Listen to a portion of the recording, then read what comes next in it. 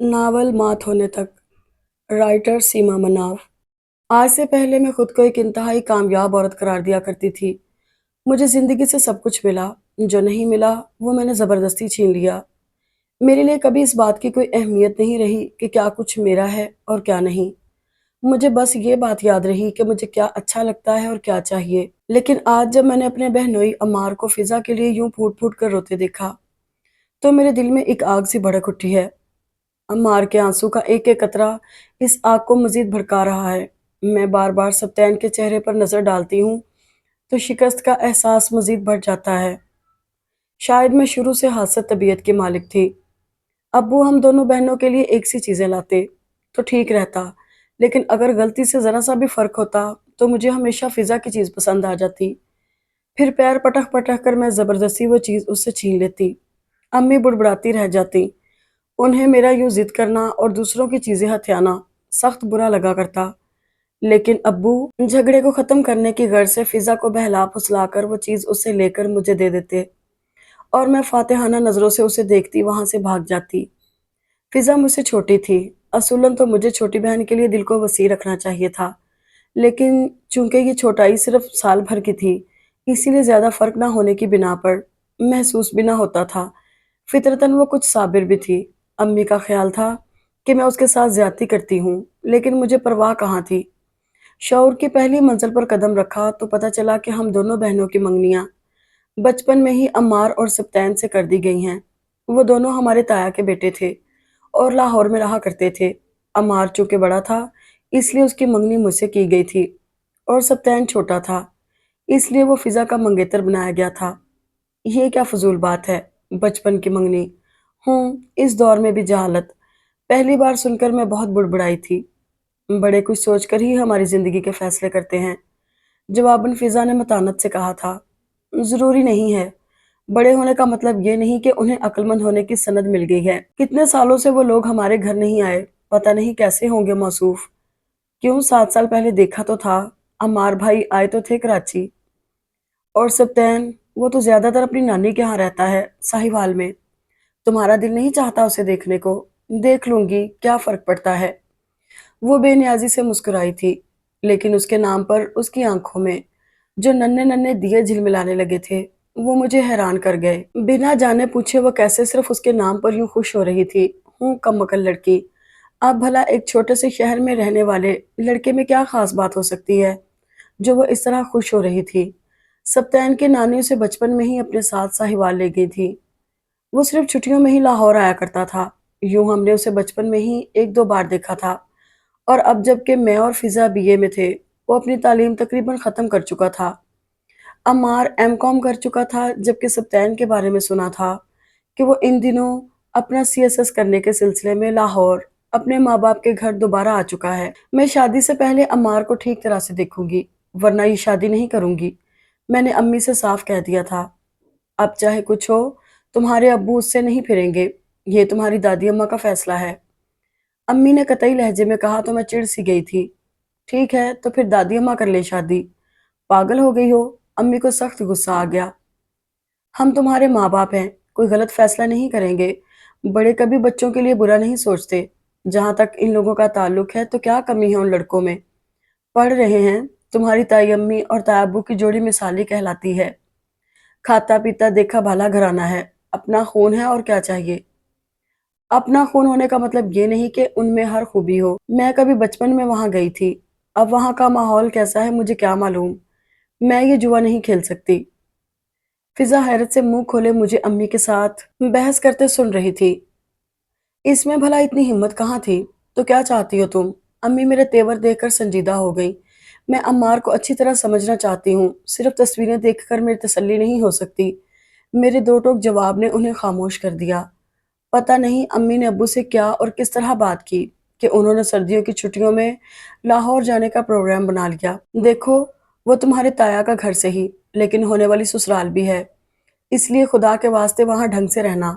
जाने से पहले अम्मी ने कोई तीसरी मर्तबा कहा तो मैं झिंझला सी गई, जबकि फिजा हस्बे आदत खामोशी और इंतहाई ताबेदारी से उनकी हिदायत सुन रही थी। अम्मी, हम कोई बच्चियां हैं, समझदार बाशऊर लड़कियां हैं। जानती हूँ। उन्होंने एक नज़र मुझे देखा। مجھے اپنی تربیت پر بھروسہ ہے، لیکن تم ذرا لاپرواہ ہو۔ ہاں، فضا کی جانب سے مجھے کوئی خدشہ نہیں۔ ان کے جواب نے مجھے بری طرح سلگا دیا۔ کیوں، میں نے ایسا کیا کر دیا ہے؟ میں کون سا بگڑی ہوئی ہوں؟ امی کا مطلب یہ نہیں ہے۔ فضا نے بیچ میں کود کر مجھے سمجھانا چاہا۔ چپ رہو تم ہی امی کے کان بھرتی رہتی ہو میرے خلاف۔ میں شدید غصے میں وہاں سے چلی آئی۔ لاہور میں ان دنوں شدید سردی کے باوجود بے حد اچھا موسم تھا۔ مجھے ویسے بھی سردیاں بہت پسند تھیں، اس لیے جو سارے سفر کے دوران اپنا موڈ خراب کیے رہی تھی، ایک دم ہی وہ خوشگوار ہو گیا۔ فضا نے بھی شاید میرے موڈ کی اس تبدیلی پر شکر کا سانس لیا تھا، ورنہ شاید وہ یہ سوچ سوچ کر پریشان تھی کہ وہاں سب میرے خراب موڈ پر کیا سوچیں گے۔ اسٹیشن پر تایا ابو اور عمار ہمیں لینے آئے ہوئے تھے۔ عمار کو دیکھ کر مجھے خوشگوار سی حیرت ہوئی۔ وہ میری توقع کے برخلاف کافی خوش شکل اور خوش مزاج تھا۔ مجھے دیکھ کر اس کے چہرے پر ایک شرارتی سی مسکراہٹ ابھری تھی، جسے اس نے اگلے ہی لمحے چھپا لیا تھا۔ میں نے البتہ کافی بے نیازی دکھانے کی کوشش کی تھی۔ تایا ابو نے بتایا کہ سبطین کسی کام کے سلسلے میں ساہیوال گیا ہے۔ اس کی واپسی چند روز میں ہوگی۔ خیر، مجھے اس سے کیا غرض تھی؟ مجھے تو عمار سے دلچسپی تھی، جسے میری زندگی کا ساتھی چنا گیا تھا۔ تائی امی بھی ہمیں دیکھ کر بہت گرم جوشی سے ملی۔ وہ فطرتاً بہت اچھی طبیعت کی تھی۔ میری دونوں کزنز مدحت اور فرحت بھی ہمیں دیکھ کر بہت خوش ہوئی تھی۔ وہ دونوں فرسٹ ایئر اور سیکنڈ ایئر میں پڑھ رہی تھی، اور دادی اماں کی تو خوشی کا کوئی عالم نہیں تھا۔ وہ دونوں پیروں سے معذور تھیں، اس لیے سفر کرنے سے کتراتی تھیں۔ یوں ہم نے انہیں بھی کئی سال بعد دیکھا تھا۔ میں نے دیکھا مدحت اور فرحت بہت ذمہ داری سے گھر کے کام سنبھال رہی تھی۔ تایا ابو کافی خوشحال تھے، لیکن ان کے ہاں کوئی ایسا ملازم نہیں تھا جو سارا وقت گھر کو سنبھال سکے، سوائے ایک ماسی کے، جو آ کر صفائی اور کپڑے وغیرہ دھو جاتی تھی۔ خود تائی امی کافی فعال شخصیت کی مالک تھیں۔ منٹوں میں انہوں نے اپنی بیٹیوں کے ساتھ مل کر دسترخوان لگا دیا، جس پر انواع و اقسام کی چیزیں چنی ہوئی تھیں۔ کھانے کے دوران پتہ چلا کہ وہ سب کھانے تائی امی اور ان کی بیٹیوں نے مل کر بنائے تھے۔ ہائے کنجوسی! اتنا پیسہ ہونے کے باوجود کوئی خانسامہ نہیں رکھ سکتے یہ لوگ، میں نے نخوت سے سوچا۔ امی اور ابو کھانے کی تعریفوں میں رطب اللسان تھے، جبکہ فضا خاموشی سے کھا رہی تھی۔ خود اسے بھی ان فضول کاموں سے بہت دلچسپی تھی۔ اچھی بات ہے بھابھی، بچیوں کو گھر کے تمام کام بخوبی آنے چاہیے، امی نے کہا تو تائی امی مسکرائیں۔ ہماری بچیوں کو بھی شوق ہے ان کاموں کا یا نہیں؟ میں بخوبی سمجھ رہی تھی کہ ان کا اشارہ ہماری جانب تھا۔ ہاں ہاں بالکل، ہم تو ویسے بھی خانسامہ رکھ نہیں سکتے، خاص کر فضا کو تو بہت شوق ہے نت نئے کھانے پکانے کا۔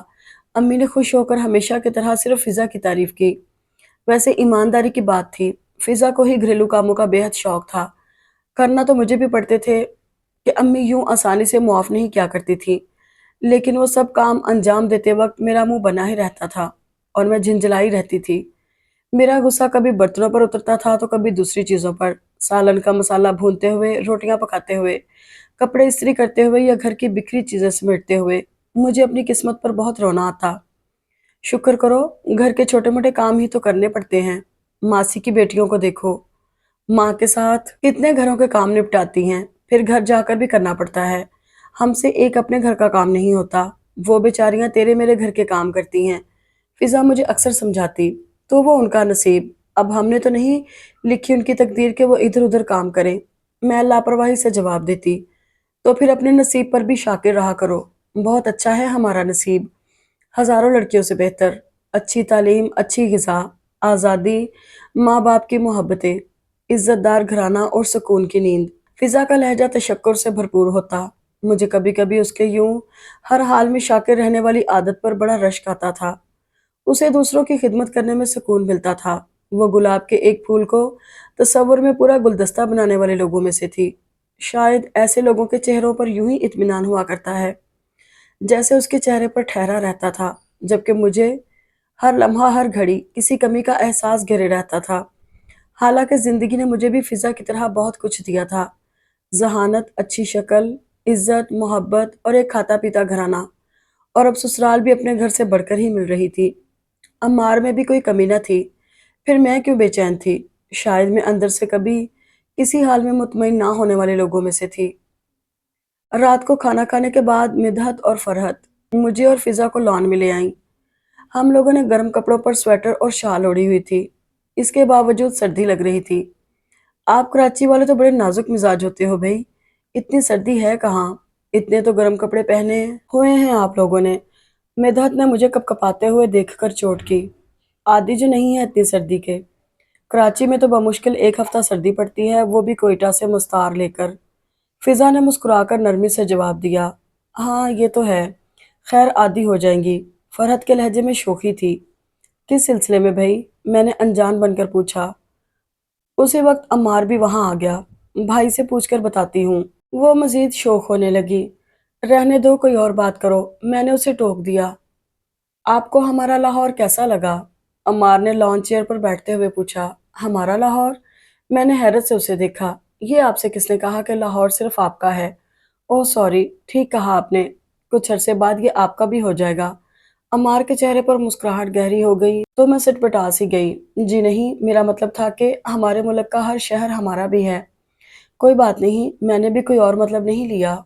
उसने शरारत से दोनों बहनों की जानिब देखा, जो भाई की शोखी को खूब इंजॉय कर रही थीं। आप इंतहाई फजूल आदमी हैं, मैं झंझलाकर सिर्फ यही कह सकी। बुरी बात है फायजा, फिजा ने टोका। कहने दो फिजा, हम तो भी ऐसे ही हैं जैसे भी हैं। अमार की आंखों में अनोखी सी चमक थी, जिसे देखकर ख्वामखा मेरी आंखें झुक जाती थी। मैं अंदर जा रही हूँ, मुझे सर्दी लग रही है। मैं उठकर अंदर चली आई। ताया अब्बू का घराना, यहाँ का माहौल, खासकर अम्मार, मुझे सब कुछ पसंद आया था। और मैं जो कराची से बहुत से खदशे लेकर चली थी, काफ़ी मुतमईन हो चुकी थी। अम्मी ने भी मेरे रवैये से अंदाज़ा लगा लिया था कि मैं अब इस रिश्ते से नाखुश नहीं हूँ, इसलिए वो भी मुतमईन होकर मगन हो गई थी। अलबत्ता फिजा ने काफ़ी साफ लफ्ज़ों में मुझसे पूछा था, फायजा तुम्हें अम्मार भाई कैसे लगे? ठीक है, मैंने लापरवाह बनने के लिए काफ़ी कोशिश की थी। खाली ठीक? वो चीख ही तो पड़ी थी। इतने अच्छे तो हैं, तालीम याफ्ता, जिंदा दिल, खुश शक्ल, हैंडसम आदमी हैं, और तुम कह रही हो ठीक हैं। तो और क्या कहूँ? तुम्हें कहना चाहिए था बहुत अच्छे हैं, हमारी तवक्को से बढ़कर। आज से 7 साल पहले जब देखा था तो कैसे लंबे सूखे से थे, अब कितने अच्छे हो गए हैं। हाँ ये तो है, बंदा चंद सालों में कितना बदल जाता है ना। शुक्र है ये तब्दीली अच्छी है। फिजा का लहजा पुरसुकून हो गया। उसे मेरी जानिब से काफी तशवीश थी। ये सब तैन कब आएगा अपनी नानी के यहाँ से? मेरा तो उसे देखने को बहुत जी कर रहा है, फिर जाने कब आना हो। मैंने कहा, शायद कल तक आ जाएं। और ये तुम उन्हें सप्तैन भाई क्यों नहीं कहती हो?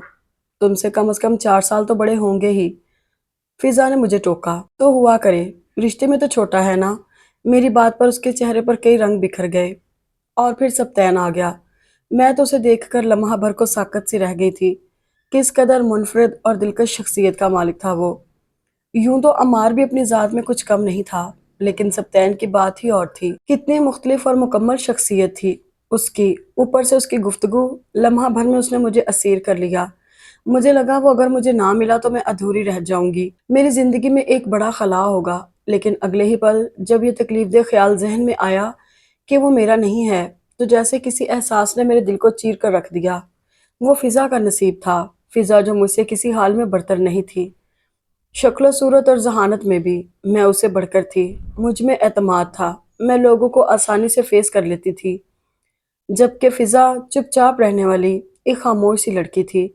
उसे तो अपने जज्बों और ख्यालात का इजहार तक ना आता था। और ये सप्तैन जो आते ही पूरे माहौल पर छा गया था, उसे कितनी आसानी से मिल रहा था, क्योंकि हमारे वालिदैन ने हमारी मंगनियां बचपन में ही तय कर दी थी। मेरे अंदर एक बेचैनी की लहर उठी, जिसने मेरे पूरे वजूद को घेरे में ले लिया। मैंने देखा सप्तैन भी फिजा को बहुत दिलचस्पी से तक रहा था। वो उसकी बचपन की मंगेतर थी। जाहिर है उसका उसमें दिलचस्पी लेना कुदरती अमर था। वो मानी खेज बातें कर रहा था, जिसका महवर यकीनन फिजा की जात थी। मैंने गुस्से में जोर से पानी का गिलास मेज पर पटक दिया। क्या हुआ? सब चौंक गए। कुछ नहीं, वो ग्लास हाथ से फिसल गया।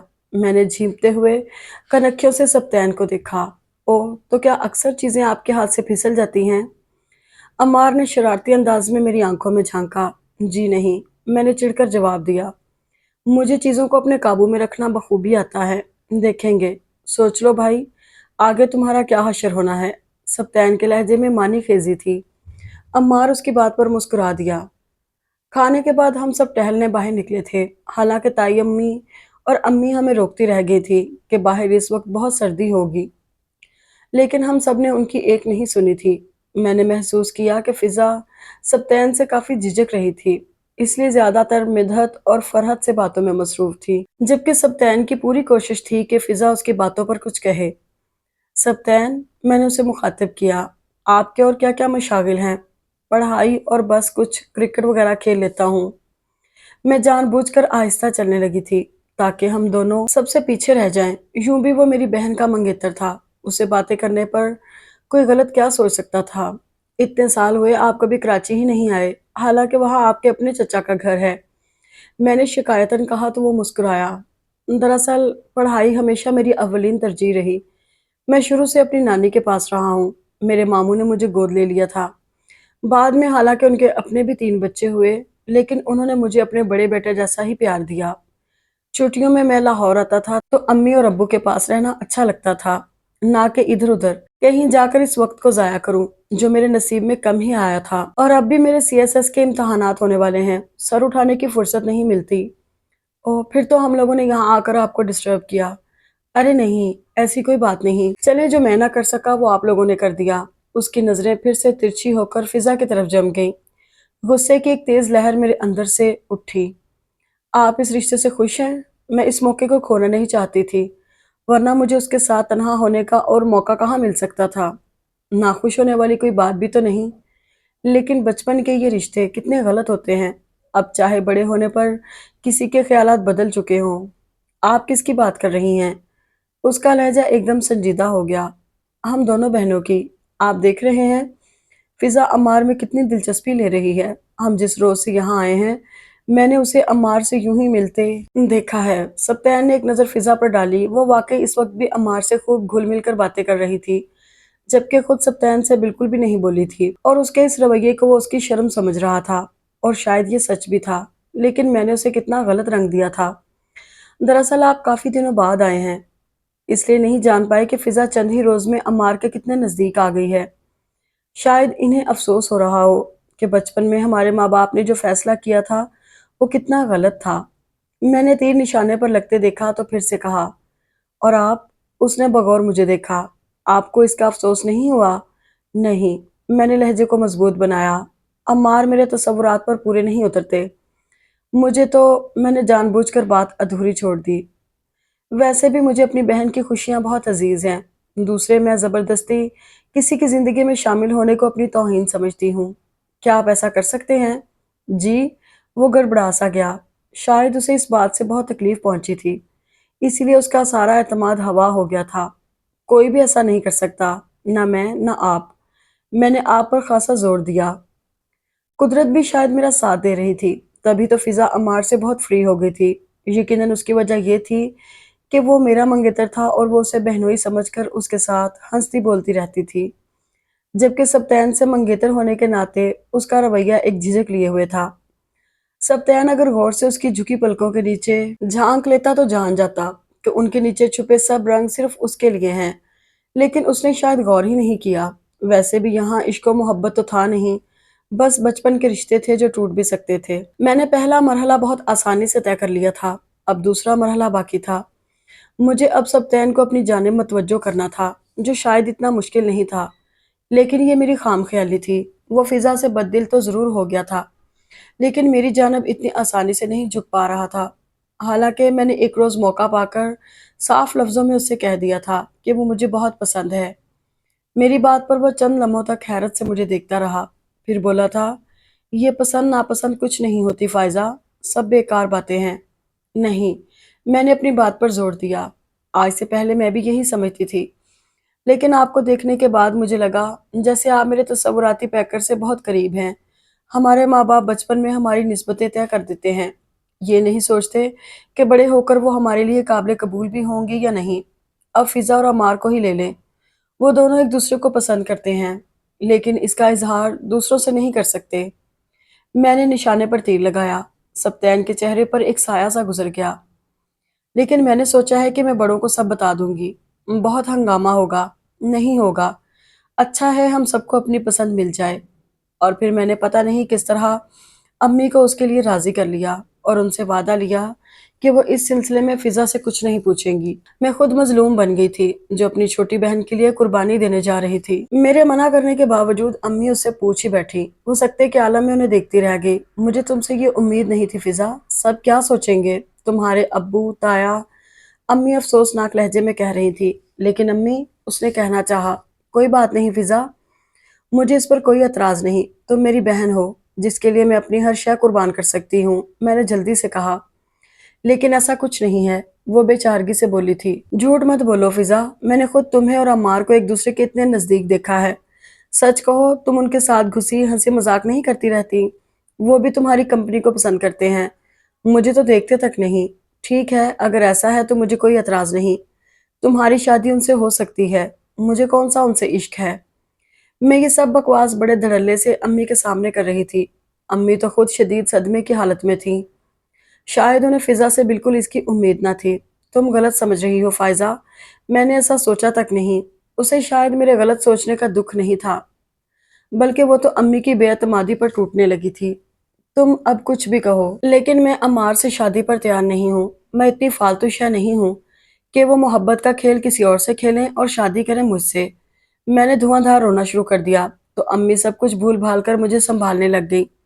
خدا کے لیے فائزہ، یہاں تماشا نہ کرو، کسی کے کان میں بھنک بھی پڑ گئی تو ایک ہنگامہ اٹھ کھڑا ہوگا۔ چپ ہو جاؤ بالکل۔ کیسے چپ ہو جاؤں امی؟ اس نے میری بہن ہو کر میرے ساتھ ایسا کیا۔ میں اپنی صفائی میں کچھ نہیں کہہ سکتی امی، لیکن میرا خدا جانتا ہے کہ ایسا کچھ نہیں ہے۔ فضا اٹھ کر وہاں سے چلی گئی۔ امی سر پکڑ کر بیٹھ گئی تھی۔ ہو سکتا تھا کہ امی فضا کی بات پر یقین کر لیتی اور میرا جھوٹ پکڑا جاتا کہ اس سے پہلے سبتین نے فضا سے شادی کرنے سے انکار کر دیا۔ اس کا کہنا تھا کہ اسے فضا کے مقابلے میں پسند ہوں۔ ویسے بھی فضا اسے پسند نہیں کرتی اور وہ اس کا جھکاؤ عمار کی جانب محسوس کر چکا ہے، اس لیے اسے اس شادی پر مجبور نہ کیا جائے، ورنہ وہ واپس اپنی نانی کے پاس چلا جائے گا۔ معاملہ بڑوں تک پہنچ چکا تھا۔ امی جو یہ سمجھ رہی تھی کہ میں جھوٹ سے کام لے رہی ہوں یا بدگمان ہوں، سبتین کی بات پر اسے سچ سمجھ بیٹھی۔ آخر ہم دونوں ہی تو غلط محسوس نہیں کر سکتے تھے۔ کچھ تو ہوگا جو سبتین جیسا سمجھدار اور سنجیدہ لڑکا بھی ایسا کہہ رہا تھا۔ اب انہیں کیا معلوم تھا کہ یہ آگ میری ہی لگائی ہوئی ہے۔ اس کے ذہن میں شک کا بیج میں نے ہی بویا تھا۔ پھر چند روز بعد ہم لوگ واپس کراچی آ گئے۔ فی الحال شادی کے مسئلے کو ایک طرف اٹھا کر رکھ دیا گیا۔ عمار بھی اس سلسلے میں خاموش تھا۔ ہاں، ہمارے واپس آنے سے پہلے اس نے ایک بار مجھ سے بات کرنے کی کوشش کی تھی، لیکن میں نے رکھائی سے اس سے بات کرنے سے انکار کر دیا تھا اور ساتھ ہی اس پر یہ واضح کر دیا تھا کہ مجھے اس سے کوئی دلچسپی نہیں، اسی لیے وہ مجھ پر اپنا وقت ضائع نہ کرے اور فضا کو اپنا لے کیونکہ وہ اسے پسند کرتی ہے۔ جواباً وہ خاموش ہو گیا تھا۔ کچھ عرصہ خاموشی سے گزر گیا، پھر طیبہ کا فون آیا۔ وہ یہ شادیاں فوری کرنا چاہتے تھے۔ پتہ نہیں اس کے لیے دادی اماں نے انہیں مجبور کیا تھا یا وہ خود بھائی کے گھر سے یہ تعلق نہیں توڑنا چاہتے تھے، یا پھر سبتین یا عمار کے کہنے پر راضی ہوئے تھے۔ ہاں، البتہ انہوں نے فون پر اتنا ضرور کہا تھا، ہمیں سے کیا فرق پڑتا ہے، بچے جیسا چاہیں، میری تو بس یہ آرزو ہے کہ میرے بھائی کی بچیاں میرے گھر بہو بن کر آئیں۔ جواباً ابو نے چپ چاپ رضامندی دے دی تھی۔ انہوں نے اس سلسلے میں فضا سے یا مجھ سے کوئی بات نہیں کی تھی۔ شاید وہ اس حجاب یا پردے کو قائم رکھنا چاہتے تھے جو اولاد اور والدین کے درمیان قائم ہوتا ہے۔ شادی کی تیاریاں زور و شور سے شروع ہو چکی تھی۔ میں نے محسوس کیا تھا کہ فضا بہت خاموش تھی، وہ ان تیاریوں میں زیادہ دلچسپی نہیں لے رہی تھی، لیکن مجھے اس کی اس خاموشی سے زیادہ دلچسپی نہیں تھی۔ ہاں، ایک بار اس بات پر میں نے اسے ٹوکا تھا تو وہ انتہائی سرد لہجے میں بولی تھی، میرے لیے کوئی بھی ہوتا، مجھے کوئی فرق نہیں پڑتا تھا، کیونکہ میرا دل اور ذہن ایک خالی سلیٹ کی مانند تھا۔ تم مجھے یوں ہی بتا دیتی کہ تمہیں عمار کے مقابلے میں سبتین زیادہ پسند آ گیا ہے تو میں تمہاری بہن ہوں، لیکن تم نے بہن بن کر نہیں دکھایا، تم نے مجھے امی اور ابو کی نظروں سے گرا دیا اپنا مقصد حاصل کرنے کے لیے، یہ کھیل کھیلا۔ میں اس کے لیے تمہیں ساری زندگی معاف نہیں کروں گی۔ دماغ خراب ہو گیا ہے تمہارا۔ غصے سے میرا برا حال ہو گیا تھا، حالانکہ وہ سچ کہہ رہی تھی۔ فضول مجھ پر الزامات مت لگاؤ، اور ایسا میں نے ہی نہیں، سبتین نے بھی محسوس کیا، اور یہ شادیاں بھی بڑوں کی مرضی سے ہو رہی ہیں، میں نے کسی کو مجبور نہیں کیا۔ تم نے مجھ سے بچپن سے ہر شے چھینی ہے فائزہ، زندگی کے اتنے بڑے مرحلے پر بھی تم نے اپنی اصلیت دکھا دی، لیکن جس بات کو تم اپنی جیت سمجھ رہی ہو وہ ایک دن تمہاری شکست میں بدل جائے گی۔ وہ میری آنکھوں میں آنکھیں ڈال کر مسکرائی۔ بکواس مت کرو، میں چلائی، آئندہ میرے منہ مت لگنا۔ امی میرے چیخنے کی آواز پر اٹھ کر چلی آئیں۔ کیا ہوا؟ کیوں چلا رہی ہو؟ کچھ نہیں، فائزہ کو یوں ہی غصہ آ گیا تھا۔ فضا کے چہرے پر ایک عجیب سی مسکراہٹ تھی جسے میں سمجھ نہیں پائی۔ خدا کے لیے اپنی یہ حرکتیں سسرال جا کر مت کرنا، ناک کٹواؤ گی میری تو تم۔ امی بڑبڑانے لگی۔ مجھے غصہ تو بہت آ رہا تھا لیکن خاموش ہونا پڑا کہ دل میں چور تھا، ہو سکتا تھا وضاحتوں سے میری پول کھل جاتی۔ رخصت ہو کر ہم دونوں لاہور آ گئے۔ میں نے محسوس کیا سبتین کچھ بجھا بجھا سا تھا، جبکہ عمار مستقل چہک رہا تھا۔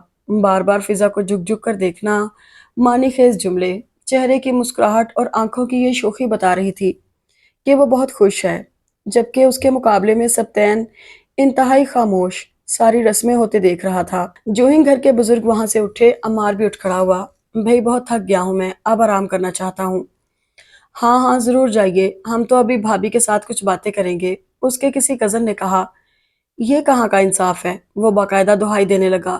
فضا نے گردن جھکا لی تھی۔ میں نے کنکھیوں سے سبتین کی جانب دیکھا، شاید وہ بھی ایسی کوئی بے تابی دکھائے، لیکن وہ تو انتہائی بیزار شکل بنائے بیٹھا تھا، جیسے اسے وہاں زبردستی بٹھا دیا گیا ہو۔ میرے دل میں عجیب ہوک سی اٹھی، کہیں ایسا تو نہیں کہ اس کے دل میں اس سے آگے مجھ سے سوچا نہیں گیا۔ کچھ دیر بعد جب ہمیں اپنے اپنے کمروں میں پہنچا دیا گیا تو وہ چلا آیا۔ انتہائی بیزاری سے اس نے گلے میں پڑے ہوئے ہار اتار کر صوفے پر پھینکے، پھر شیروانی کے بٹن کھولنے لگا۔ اس دوران اس نے مجھ سے کوئی بات نہیں کی تھی۔ میری کمر اور گردن بری طرح دکھ رہی تھی، لیکن سبتین کو پا لینے کی خوشی ہر تھکن پر غالب آ گئی تھی۔ تم بھی کپڑے تبدیل کر کے ایزی ہو جاؤ، یوں کب تک بیٹھی رہو گی؟ اس کی خشک آواز کمرے میں گونجی تو میں چونک گئی۔ نہ اس نے مجھ پر کوئی نظر ڈالی تھی، نہ ہی پاس آ کر بیٹھا تھا، بس وہیں پڑے صوفے پر گرنے کے سے انداز میں بیٹھ گیا تھا۔ مجھے بہت توہین کا احساس ہوا۔ کیا ہوا؟ آپ کی طبیعت ٹھیک نہیں ہے؟ مجھے پوچھنا ہی پڑا۔ میں ٹھیک ہوں، بس تھک گیا ہوں۔ یہ فضول رسمیں انسان کو کتنا تھکا دیتی ہیں۔ میں نے کہنا چاہا یہی رسمیں تو ان شادی بیاہ کی تقریبات کا حسن ہے، لیکن جانے کیا سوچ کر خاموش رہی۔ اور جب میں لباس تبدیل کر کے فریش ہو کر واپس آئی تو ایک لمحے کے لیے ساکت سی رہ گئی۔ وہ صوفے پر ہی لیٹے لیٹے سو چکا تھا اور اس کی مجھ میں دلچسپی کی حد ظاہر ہو رہی تھی۔ دوسری صبح جب میں نے فضا کو دیکھا تو حیران رہ گئی۔ ایک ہی رات میں وہ کیا سے کیا ہو گئی تھی۔ اس کی جھکی پلکیں، گالوں سے پھوٹتی شفق اور ہونٹوں کے کناروں میں چھپی نرم نرم سی خوبصورت مسکراہٹ اسے کس قدر حسین بنا رہی تھی۔ یقیناً یہ اس کے شوہر کی محبت تھی جو اس کے پورے وجود سے لپٹ گئی تھی۔ جیون ساتھی کا پیار ہر لڑکی کے روح کو یوں ہی نیا اور اچھوتا رنگ دیا کرتا ہے۔ اور میں نے اپنے اندر جھانکا، یہاں سے وہاں تک خاموشی تھی۔ پیار، وارفتگی، محبت، کچھ بھی تو نہیں تھا۔ کیا میں کچھ غلط کر بیٹھی ہوں؟ میں نے ایک لمحے کو سوچا، لیکن دوسرے ہی لمحے سبتین کے بے اندازہ خوبصورت وجود کو دیکھ کر میں سب کچھ بھول گئی۔ سفید کاٹن کے کلف لگے شلوار قمیض میں اس کی شخصیت پورے ماحول پر حاوی تھی۔ عمار نے بھی ایسا ہی لباس پہنا ہوا تھا، لیکن وہ اس کے سامنے کیسا دبا ہوا محسوس ہوتا تھا۔ ہاں اگر اسے الگ سے دیکھا جاتا تو وہ بھی کم نہیں تھا، لیکن سبتین کے آگے وہاں آ کر تو سب کچھ ختم ہو جاتا تھا۔ پھر میں نے دیکھا فضا کے پاس بیٹھے عمار نے انتہائی خاموشی سے اس کے آنچل کے نیچے چھپے اس کے ہاتھ کو تھام لیا، یوں کہ کسی کو احساس تک نہ ہوا۔ فضا کے چہرے پر عمار کی اس حرکت پر کئی رنگ بکھر گئے۔ اس نے آہستہ سے کسمسا کر اپنا ہاتھ چھڑانے کی کوشش کی، لیکن عمار نے اپنے ہاتھ کی گرفت کچھ اور مضبوط کر دی۔ میں نے سبتین پر نظر ڈالی تو وہ مجھ سے اتنا بے نیاز بیٹھا تھا جیسے مجھے جانتا ہی نہ ہو۔ میرے اندر کچھ ٹوٹ سا گیا۔ کیا میں ایک نگاہ غلط کے قابل بھی نہ تھی؟ پھر زندگی کا وہ دور شروع ہوا جس کی مجھے تمنا تھی، نہ خواہش۔ میں سمجھتی تھی کہ میں جو بے انتہا حسین ہوں، مجھے کھو کر عمار افسردہ اور بے چین ہوگا۔ اس کی نگاہیں مجھ سے گلہ کریں گی کہ آخر میرا کیا قصور تھا جو تم مجھ سے چھن گئی۔ میں نے فضا کے خواب تو نہیں دیکھے تھے، لیکن ایسا نہ ہوا۔ وہ فضا کے ساتھ بہت خوش تھا، اس کی نظریں ہر پل اس پر نثار ہوا کرتی تھیں۔ میں نے سوچا تھا کہ سبتین مجھے پا کر خوشی سے پھولے نہیں سمائے گا، کہ فضا کے مقابلے میں کہیں زیادہ حسین تھی، شوخ اور پر اعتماد تھی، لیکن عمار کے برعکس اس کا رویہ انتہائی خشک تھا، جیسے اسے مجھے پا لینے کی بالکل خوشی نہ ہو، بلکہ وہ مجبوراً اس رشتے کو نبھا رہا ہو۔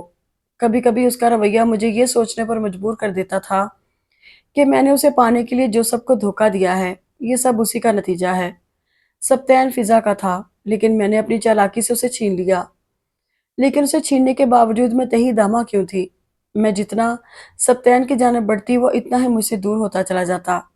शायद उस वक्त मुझे अकल आ जाती तो मैं अपनी मोहब्बत, खिदमत और तवज्जो से उसे अपनी जाने मतवज्जो कर लेती। लेकिन झुकना और मोहब्बतें बांटना मेरी सरिश्त में कहाँ था। ये सब कुछ तो फिजा के हिस्से में आया था, और मैं देख रही थी कि कुछ ही अरसे में उसने तायाबू, तायम्मी और बाकी घर वालों का दिल जीत लिया था। रहा अम्मार, तो वो तो था ही उसका दीवाना। घर वापसी पर उसके एक एक अंदाज में वरफ्तगी होती।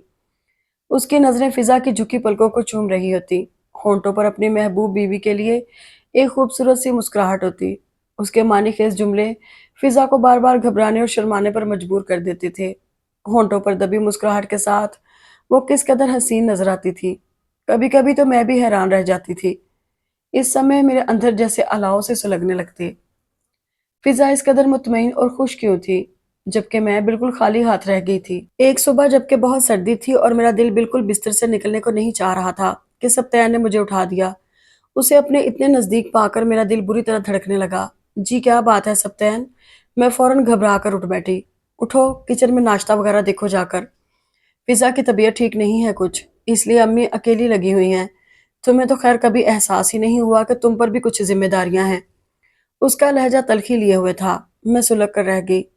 पहली बार मैंने आंख खुलते ही उसे अपने इतने नजदीक पाया था, और मेरे दिल खुश फहम ने जाने क्या क्या उम्मीदें बांध ली थी।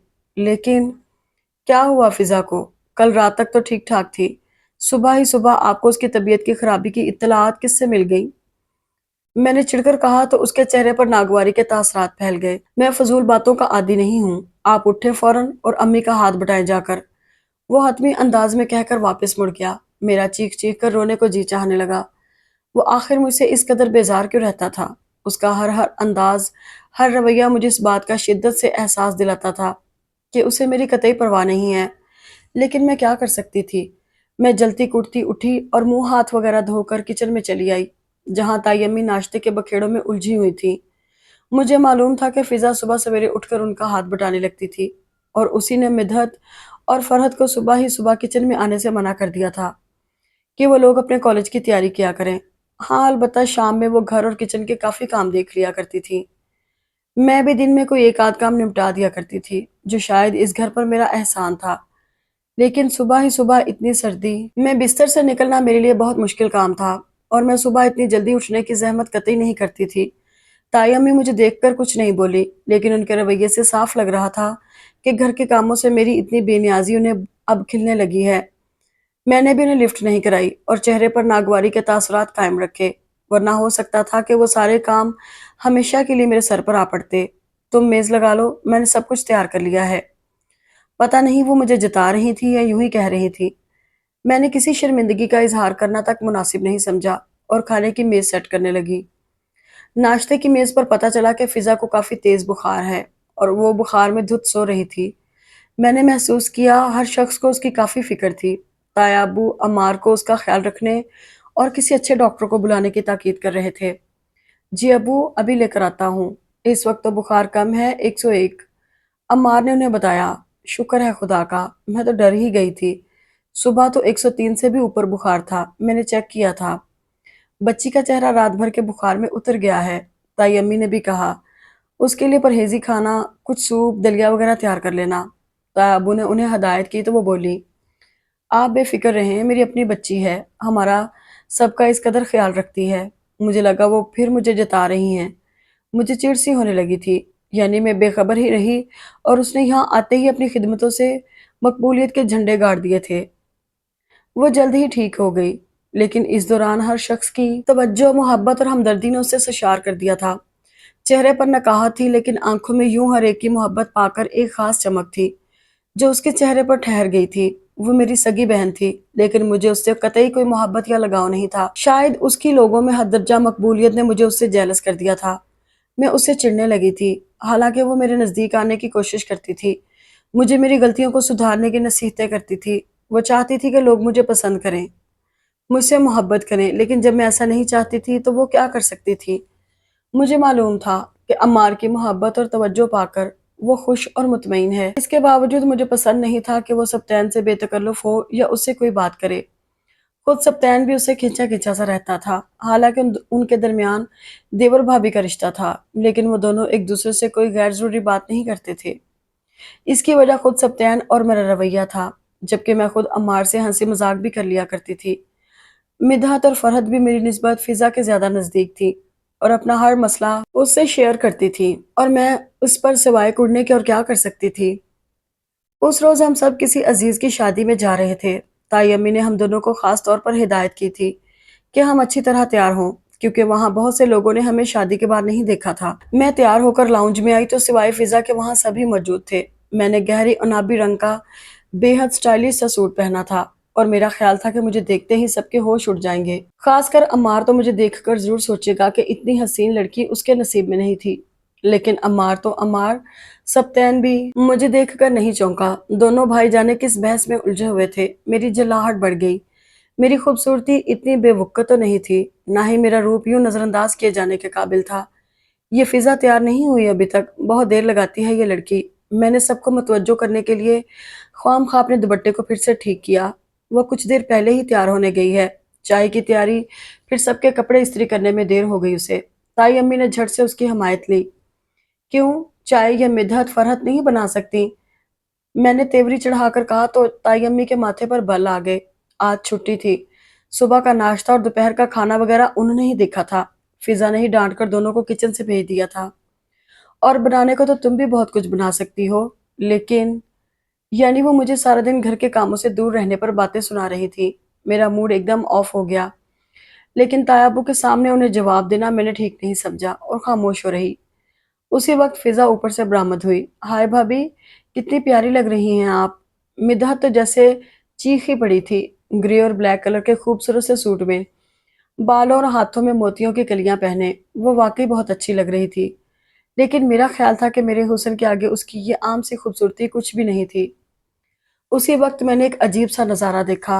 अम्मार के साथ साथ सप्तैन ने भी चौंक कर सर उठाया। फिजा पर एक नजर डाली और इधर उधर देखने लगा। उसके चेहरे पर पता नहीं वो क्या था, शायद नारसाई, कुछ खो देने का एहसास। मेरे पूरे वजूद में जैसे आग सी भर गई। चले भाई, पहले ही काफी देर हो गई है, बारात के साथ निकलना है। तायाबू उठ खड़े हुए तो सभी उठ गए। मिधत और फरहत मुस्तकिल फिजा की तारीफें कर रही थी और वो झीम रही थी। बस करो भाई चमचियो, मैंने अम्मार की चहकती हुई आवाज सुनी।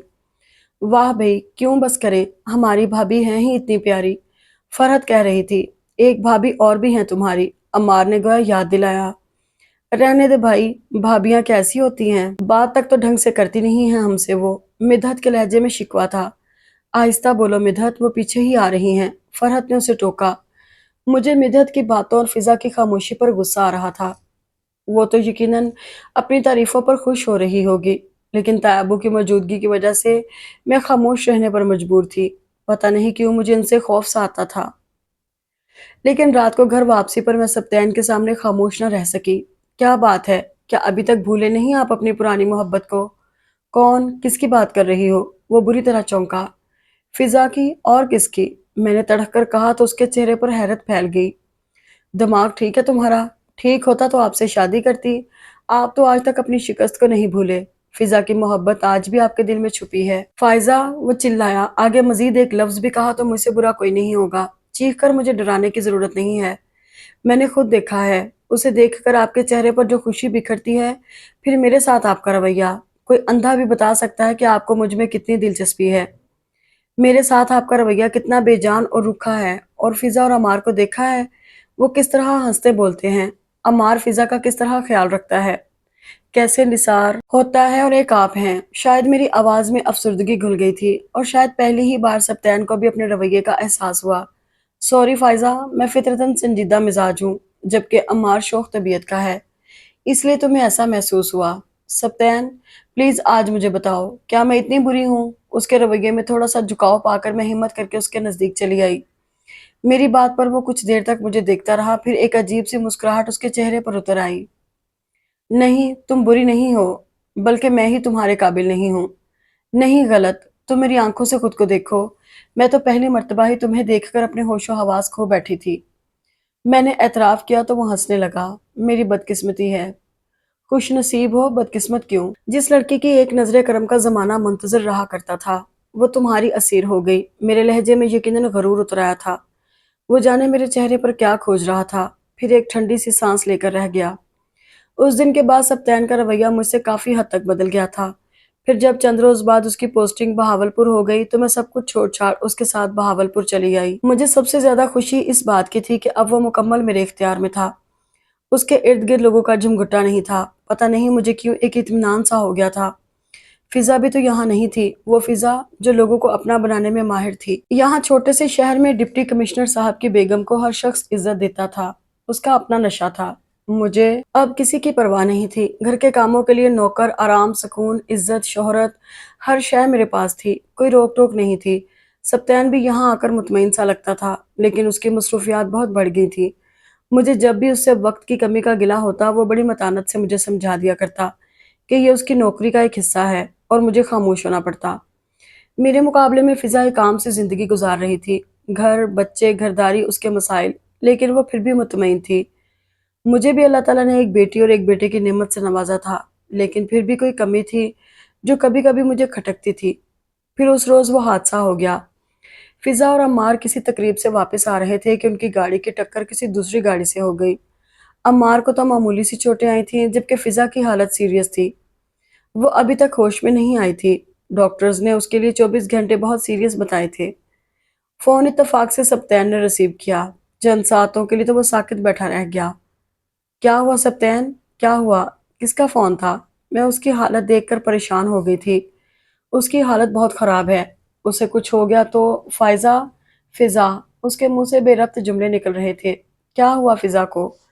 وہ بچ تو جائے گی نا؟ ڈاکٹرز کہتے ہیں اس کی حالت بہت نازک ہے۔ کچھ نہیں ہوگا اسے، لیکن ہوا کیا آخر؟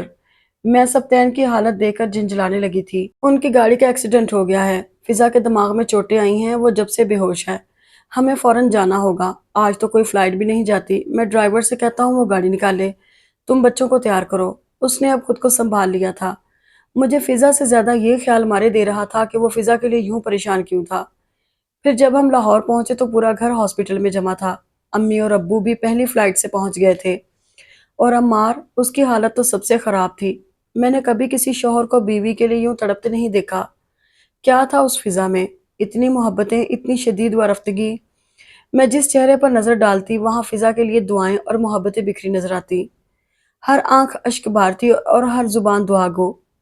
کیا یہی ایک عورت کی کامیابی کی دلیل ہے؟ اپنے تو اپنے ہوتے ہی ہیں، لیکن غیر بھی اس کے لیے دعا گو تھے۔ ساس نندوں کا رشتہ تو کہتے ہیں سب سے کمزور ہوتا ہے، محبتوں سے یکسر دور، صرف سمجھوتا اور مجبوریاں ہوتی ہیں کہ نبھانا پڑتا ہے۔ کہتے ہیں سگی ماں بھی ساس بن جائے تو اس کی زبان میں کانٹے اگاتے ہیں، لیکن یہاں تائی امی کی حالت تو ایسی تھی جیسے سگی بیٹی لبے مرگ ہو۔ تایا ابو کے کندھے جھکے ہوئے تھے، فرحت اور مدحت کے چہرے ستے ہوئے تھے اور آنکھیں سوجی ہوئی۔ میرا جی چاہا میں آگے بڑھ کر امی کو تسلی دوں، لیکن جانے کیوں اس وقت بھی حسد کی لپٹیں میرے وجود کو خاکستر کر رہی تھیں۔ خاص کر سبتین کے رویے نے اس میں مزید اضافہ کر دیا تھا۔ یہ ٹھیک تھا کہ وہ اس کی کزن پھر بھائی کی بیوی تھی، لیکن اس درجہ بے قراری۔ میں خاموشی سے ایک جانب بیٹھ گئی۔ کچھ نہیں ہوگا اسے عمار، کچھ نہیں ہوگا انشاءاللہ۔ سبتین کا ہاتھ عمار کے کندھے پر تھا۔ اسے کچھ ہو گیا نا تو میں جی نہیں سکوں گا۔ میں تو اس کے بغیر جینے کا تصور بھی نہیں کر سکتا۔ عمار یوں جیسے بکھر گیا۔ میں نے کہا نا اسے کچھ نہیں ہوگا۔ محبتیں بانٹنے والے اتنی جلدی نہیں جا سکتے۔ ابھی ہمیں اس دنیا کو محبتوں کی ضرورت ہے۔ تمہیں اور تمہارے بچوں کو اس کی ضرورت ہے۔ سبتین کے لہجے میں یقین تھا۔ میں خاموشی سے اسے دیکھتی رہی، سب کو دیکھتی رہی۔ کیا میرے ساتھ ایسا حادثہ ہوتا تو سب میرے لیے یوں بے قرار ہوتے؟ شاید ہاں یا شاید نہیں۔ میرا ان سب سے خونی رشتہ تھا، لیکن قلبی نہیں۔ میں نے کبھی کسی کے دل میں رہنے کی کوشش نہیں کی تھی۔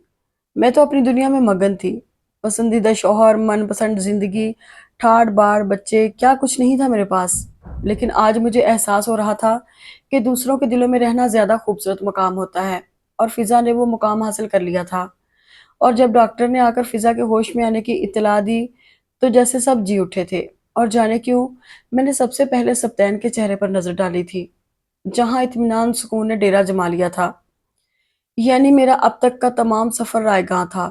میں نے سبتین کو حاصل تو کر لیا تھا، لیکن اس کی روح تک رسائی حاصل نہ کر سکی تھی، اور آج میں نے جانا تھا کہ حاصل کر لینا ہی فتح نہیں ہوتی، بلکہ کسی کے دل میں جگہ بنا لینا سب سے اہم ہوتا ہے۔